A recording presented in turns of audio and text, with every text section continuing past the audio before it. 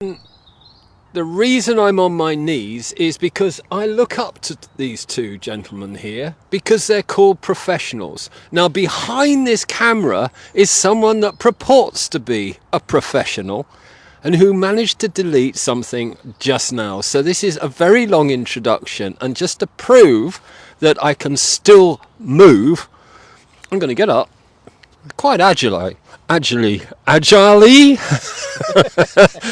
I can't speak, but at least I can move. I'm going to hand over to Steve Cullen, who's going to take you through the latest river stuff from Vision.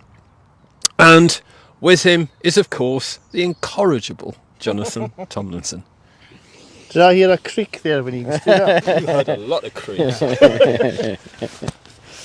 Right, Steve, lots of tools in front of us. Isn't there just? Let's have a look and see what we've got. Oh, there's another cracker right there. Okay, so I've got various nymphing rods.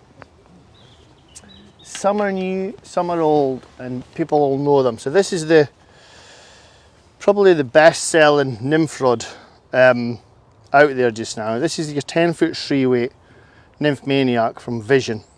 And I've also got the Nymph Maniac XLV reel that goes with it, and what that does is it balances the whole setup perfectly. Quite often you'll get guys, they'll buy themselves a nymphing rod and they'll stick on a mid-arbor reel, and it's either too heavy or it's too light. This thing's got to balance your rod perfectly, and that's what you want when you're fishing this all day. Because if I just come back a little bit in front of the camera, when you're fishing all day nymphing, your arm tends to be out here, up at 45 degrees, and what we do is we're creating a thing called the magic triangle. We're creating a perfect apex with the rod tip coming down to your nymphs, and what you're looking to do a rod of this type and is this action is to track your flies back at the same pace or speed as the current. There is occasions, especially with brown trout, where they'll like it a little bit faster than the current, but these rods, given the finesse, the feel and their supple nature, are ideal for this style of fishing. And these particular ones, the Nymph Maniacs, they've got little markers everywhere along the rod blank, so you get an idea of how big a fish is. There's your 30 centimetres marker, 40 centimetres, and if you get one at 50 centimetres, you're doing exceptionally well. But this is your balanced nymphing outfit, and this is perfect from everything from medium to large rivers for grayling or trout. Now usually people call it Euro nymphing, I just call it nymphing. It's just nymphing. It's an amalgamation of French nymphing, Polish and Spanish and Czech nymphing, and we can do the whole lot for the same leader. And I just want to talk a little bit about the leader setup. So this particular leader setup is my own, which I've created. You can buy ones from shops, pre-made, and they're fantastic. They tend to be on a taper, or they're knotted down, thin in diameter as a taper that goes down towards the point. This one is a 0.30 bit of monofilament, and this is a floating monofilament, and it's bright yellow. And what I do to break that up is, before I have my indicator, I have a yard of fluorocarbon. And the reason for that, before I have my indicator, which is obviously this bright coloured two-tone section, if I'm fishing deep water and that indicator goes under the surface, I've also got this as a contrasting colour, so I can fish deep water without chopping and changing. The one final point I would put here is your tippet goes on the end of the indicator. If you can see that against my body, your tippet is usually anything from 0.08, which is stupid skinny with a single fly, up to 0.14 millimetre in diameter, and you can use 2 or 3 flies with that.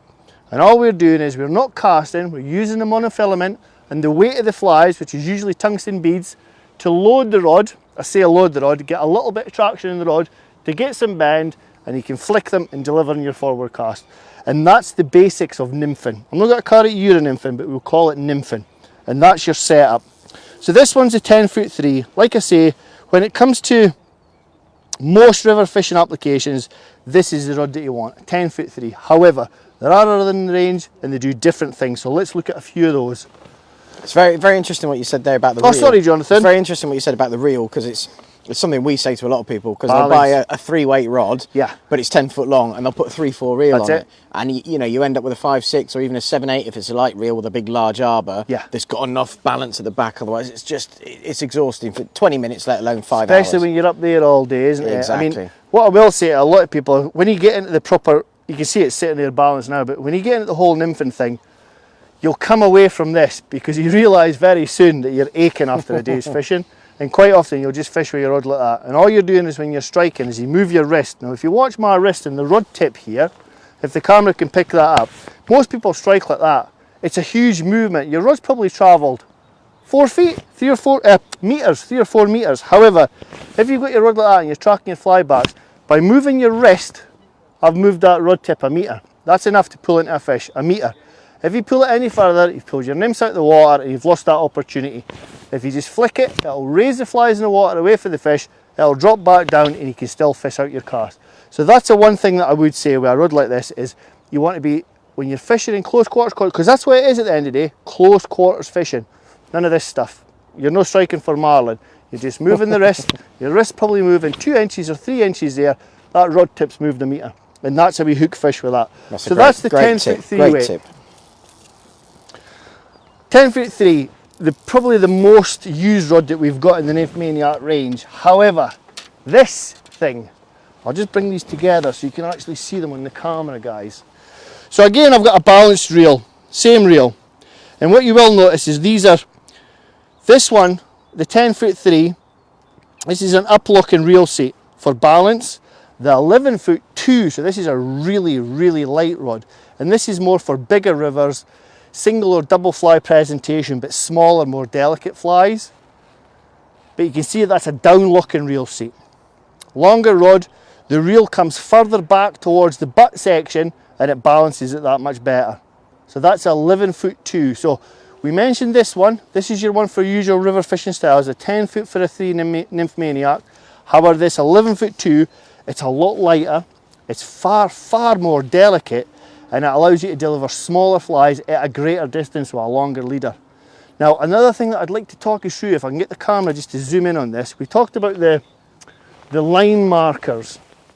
I'm trying to keep my movements slow and deliberate here so the camera can pick this up. But you'll notice on these rods, if I take this tip section off, one of the problems that we get with, can the camera get in on that, Jonathan? So what we've got is we've got single leg snakes, and you'll see they're close to the blank. This stops tangles. We've not got a fly line, so it's not thick. We're using nylon.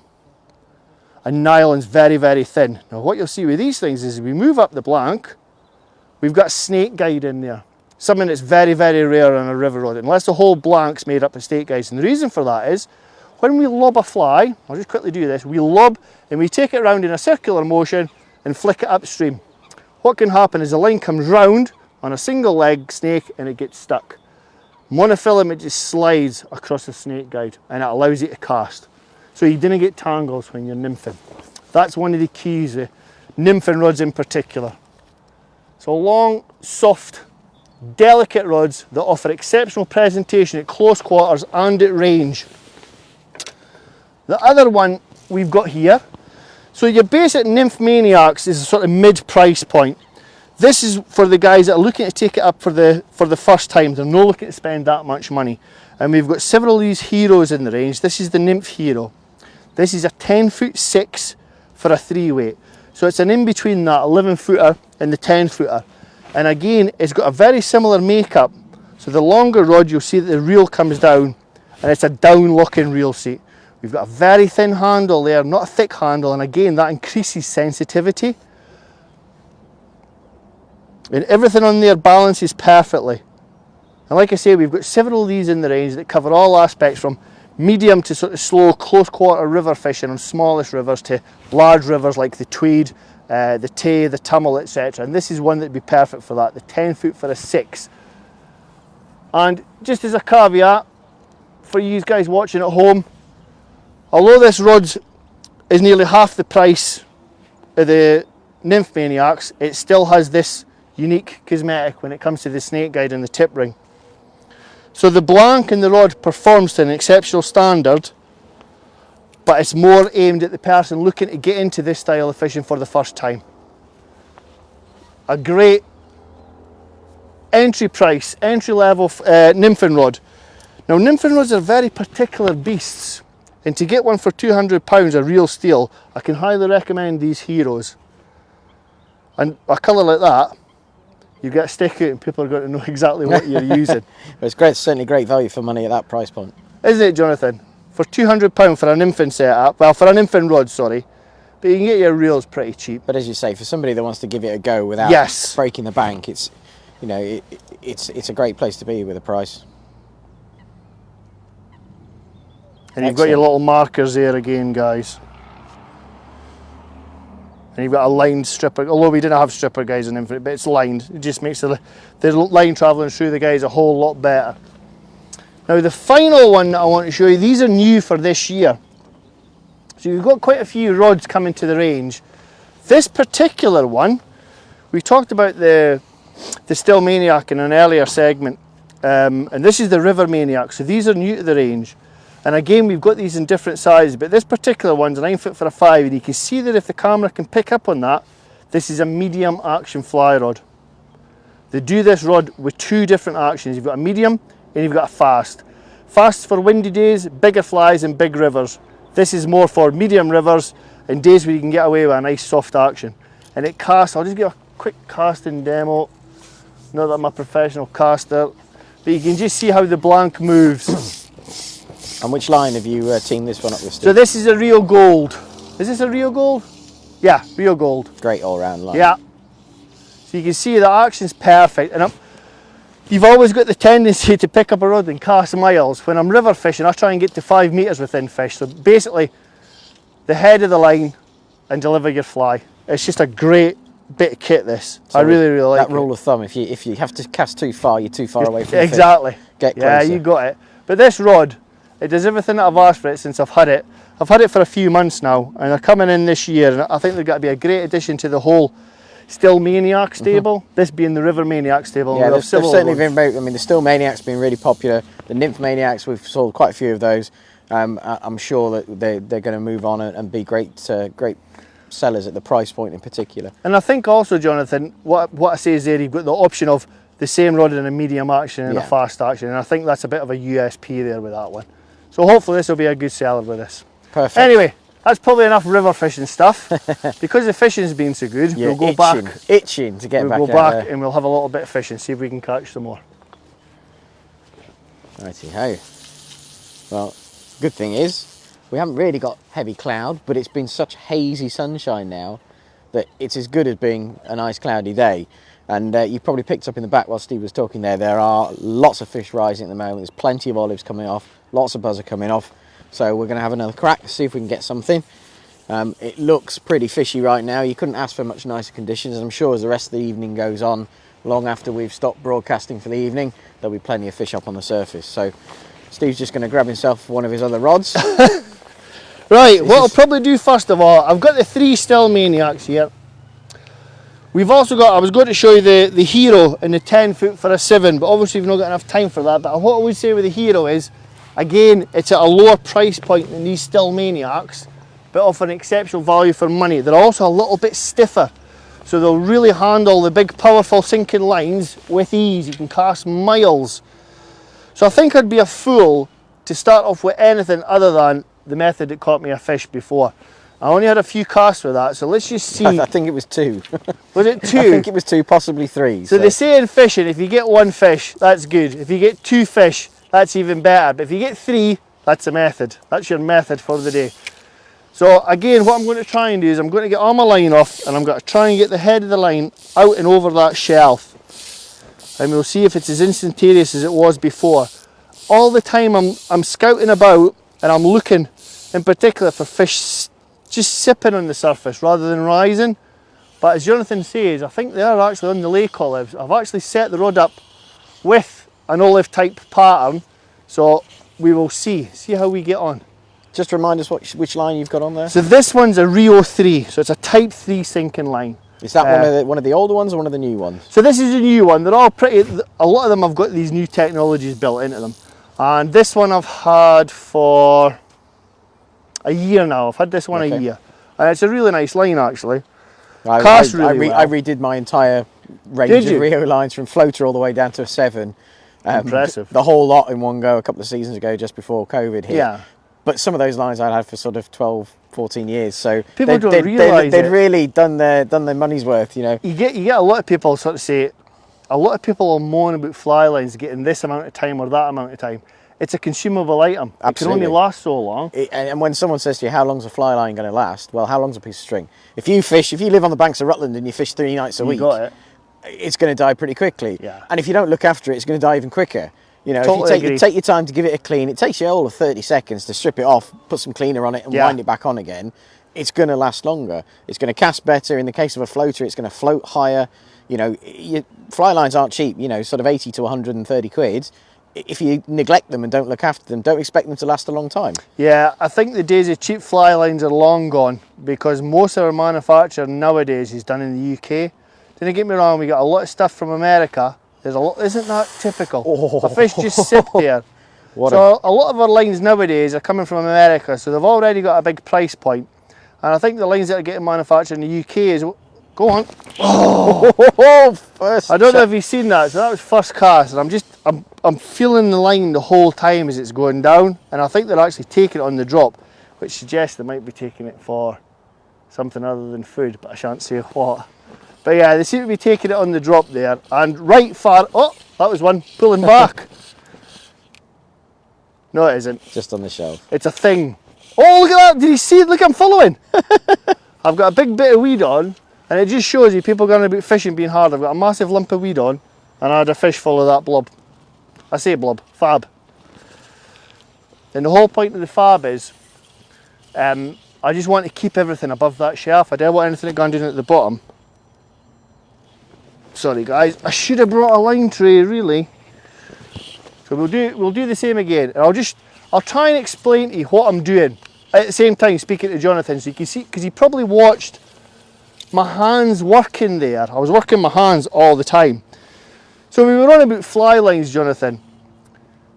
In the olden days, people used to take the fly lines off and store them over the winter, but because their season's all the way through now, it doesn't seem to happen. We just got to have a word with somebody and tell them to switch their phone off. I think he's left it there. But I've just got to feel that going down as it sinks through the water column.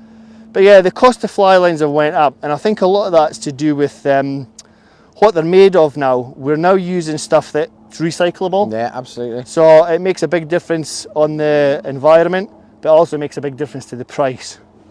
And I think the other thing that we all kind of take for granted is, yes, fly lines are expensive now, but for, you know, several years, they didn't really change in price at all. No, not at all. But obviously the costs of everything kept going up, and then it just had to happen that they did take a jump.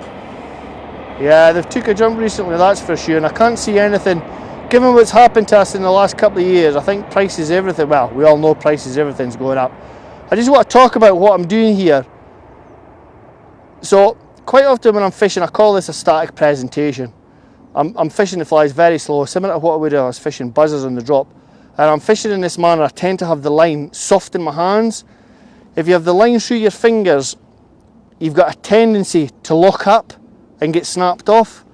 If you fish with your line in one hand, you can feel that fish, and you just hold everything tight and your rod will take the brunt of it, so the fish will hook itself. What I didn't want to do is, when I'm pulling lures, and I'll talk about that in a minute because I've got a rod set up for pulling lures. There's a take, there's a take, there's a take. Sometimes when you get a little take, if you work your fly just a little bit, oh, it was close there. But there's obviously fish there. Just hugging that drop off, aren't they? That's exactly where they're. I think once I'm past that drop off, it's game over. And there you go, that fish is away now. I just give it a little bit of manipulation. I move the fly ever so slightly. And it's got a tendency, so if I retrieve, the fly goes down towards the bottom. If I leave the fly, it sits where it is. But if I give that a pull, the fly goes down towards the bottom. And that's what happened here, it came back. But I think I'm off the shelf now, so it's probably time for another cast. But I'll show you later on when I'm fishing lures. Jonathan, if you give me a shout when I need to swap over time-wise, yeah, and I'll show you how I fish lures in a particular manner to make it more effective. This method, it's attractive to the fish, that's why I'm fishing it. And like I said to you before, when we did this, the previous segment, it's not an aggressive method. I'm not splashing the water all the time. My retrieve's taking me a little while, and it's taking me a little time to fish the flies through. There's a little touch there as well, or maybe the bottom. You might just be coming up over that. Yeah, yeah. We're See my fly now. We're sort of coming up to sort of 10 minutes left now, so it's. So I'll just cast this one more time, One more. and we'll see if we can get one on the drop, and then I'll talk you through you can see what I'm doing, a big open loop there. You didn't need tight loops. I think you know, we're talking about lure fishing and you're fishing this slowly. Everyone has this preoccupation. A lot of people, you've got to rip it. Yeah. You have to fish Yeah. lures fast. Nonsense. You can fish them completely static, fish them on a really slow figure of 8. Yeah. And particularly in here, for some reason, only at certain times of the year do they really want to strip and want to chase. Most of the time, they just want to come up in their own time and just eat it properly. There's 2 bits to that. I hope these guys didn't mind me of this, but if you go on YouTube and you look for Steve Cullen fly fishing fly tying, I've got a method on there, the single blob. And I fish with a team where we fish single blobs consistently. We always fish one fly, and it tends to be more consistent than anything else at specific times of year, especially for stockies. And this is how we fish it, like that, just like that. Yeah, just and I see everybody else cast out, get the rod under their arm, and roly-poly, milk the cow, whatever you want to call it. And to be fair, a lot of times, I'm going to fish that out now so I can fish that other rod, but a lot of the times, it's great for recently stocked fish. It's very good through July and August when the fish are high up in the water. But for the majority of the time, the fish we call it a loch leaving presentation. So when we were in loch leaving, we would sit with the rod like that and we'd get a full strip like that. It'd be a steady strip. That's it, that's your steady strip. But usually when you're fishing an English reservoir, because it's not brownies, our strip's only a yard or so. That's what your strip tends to be. So I'll just reel this in and I'll show you the 9'9" 7-weight rod, which is my favourite, pretty much my favourite bank rod for still waters, large and small. Like I say, this particular 10 for a 7 is tremendous for reservoir boat fishing. So again, I've got this one set up, and I've got 2 flies. Now, I've got one very natural looking fly. I've got a size 14 cormorant, and it's got a pearly body. Great pattern, the cormorant. It's a really good pattern. Oh, I struggle with the blooming thing, that's too sure. And I've got a damsel. However, most damsels look like lures. That looks like a damsel nymph. And what it is, it's a fly from Tasmania called the magoo. In the UK, we've got a real propensity to fish with things with gold beads. Stick a tungsten bead on it, makes such a big difference. Because it's got so much more weight, it jigs and moves in the water far better. And you'll see again, I've got my cassette reel so I can change whenever I want.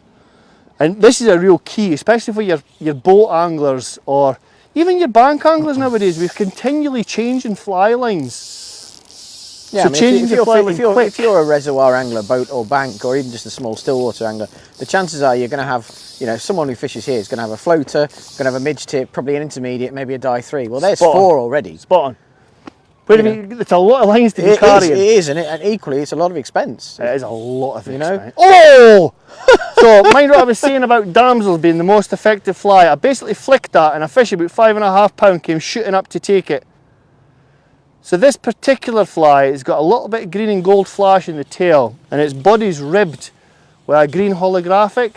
But the key to this, it's got a grizzle hen hackle right up through the body and it creates that bulk and movement and it shifts a bit of water. Soft and webby. So if the camera can pick up on this, this is how you fish lures, and this is why people get it wrong all the time.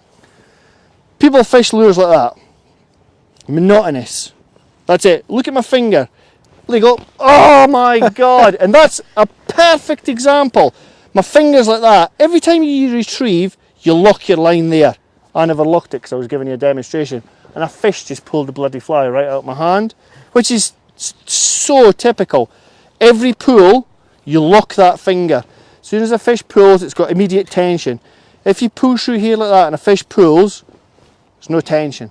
So if you want up your catch rate, you lock that finger on every pull. That was immediate, guys. That was one cast and it pulled it right out my paw. So let's see if we can replicate that. Chances are, probably not. So this is a slime line. This is one of the vision lines and it sinks at about 1.5 to 1.7 inches a second. Great for fishing up near the surface and especially good for pulling lures because it's got that clear, I want to say coloration, that cannot possibly be right, can it?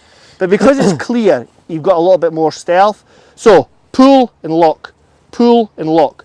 And what you can also do is, and I'll do it on the next cast, a lot of people get into the habit of doing the same thing, mix it up. it's supposed to look like a nymph. It's supposed to look like food. A damsel nymph, apart from when it's right up on the surface, going across the surface, yeah, Wiggle, it's wiggle, scuttling wiggle, wiggle. all the time. But every time I pull that line, you'll notice I always lock my hand. And this bit on your hang as it sweeps up can be crucial. Flies tangle. Yeah, there. they do love to follow up over the shelf here when they're. So they're what I behind did it. there is, if you noticed, every pull, I was counting my pulls back. So next cast, if it took me 20 of these on my next cast, I stop at 10, let the fly drop. And then I break that up again, and I'll do like, so if it's 20 retrieves, I'll stop at 10, then I'll stop at 5, then I'll do 2 and stop. So my fly's constantly going down in the water column. Your other way is counting down after you've cast. But I've just found this way, because if a fish is following, it's doing the same thing all the time. And then you stop, often when you pull into that pool there, yeah, it's took it on the drop. Right, so, you know, is that always that way if you're fishing slowly and you got a little tweak, suddenly speed it up, you know, try Game and on. do the opposite of Yeah. what you were doing before. Literally game on. And equally, if they think they're about to lose out on a meal, That's exactly it. It's they're like quite often it's just jump on it. sinking in. I suppose it's like a pike fisher's sink and draw, if you Yeah. like. But yeah, I do that a lot. So this time, I'm going to give it 10 seconds. I'm going to let the flies get down. That tungsten bead, although it's only 2 mil, it really drops the fly. And then this time, it's got to get 10 retrieves and I'm got to stop. 1, look in my finger all the time. Then I stop, let the fly sink.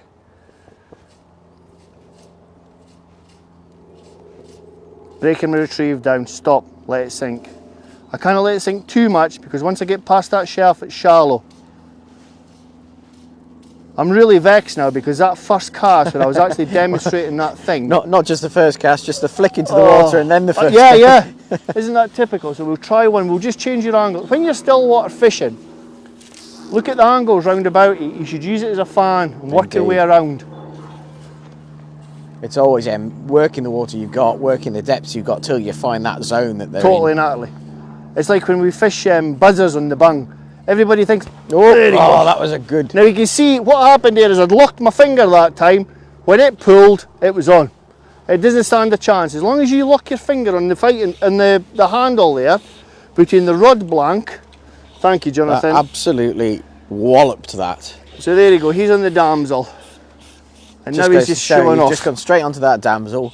We've had 2 lots of interest almost immediately. 3 casts later, wallop. And we specifically says the fly for rainbows and brownies. The world over Is the damsel. is a damsel.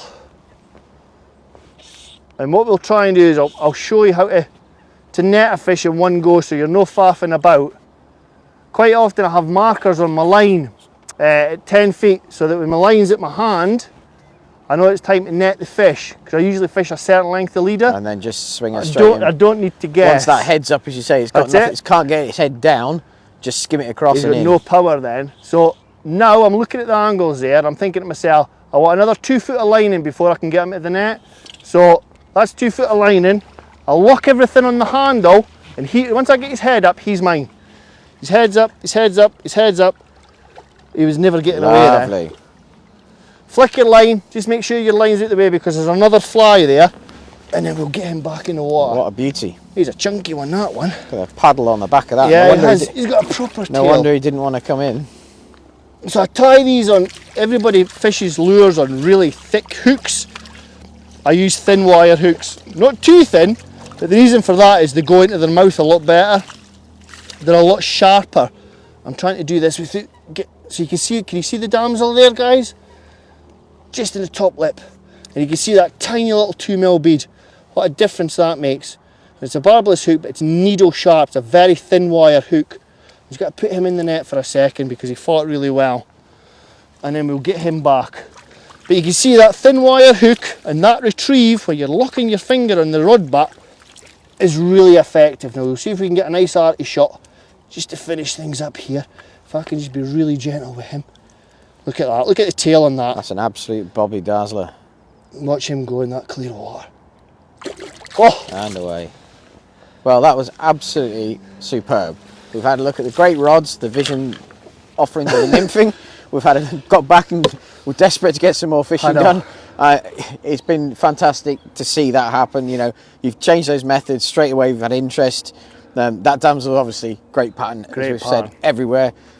Proof's in the pudding. Yeah. We've done I don't even think we've done 6 casts there. I don't think so. No. Have, you know, three possibilities, and one of them wasn't even a cast. Yeah. So it's been great to see the stuff. Really enjoyable to pick up some hints and tips, especially particularly looking at the fish care of returning a fish. You know, catch and release is becoming more popular, but if it's not done properly, then it doesn't necessarily work particularly well. If it's done like that, wet your hands, keep the fish in the water, let it go away nice and strong, that fish will get caught another time. But thank you ever so much, Steve. Thank you. Thank you for coming down. Thanks, guys. That's the end of this live stream. We'll see you again shortly.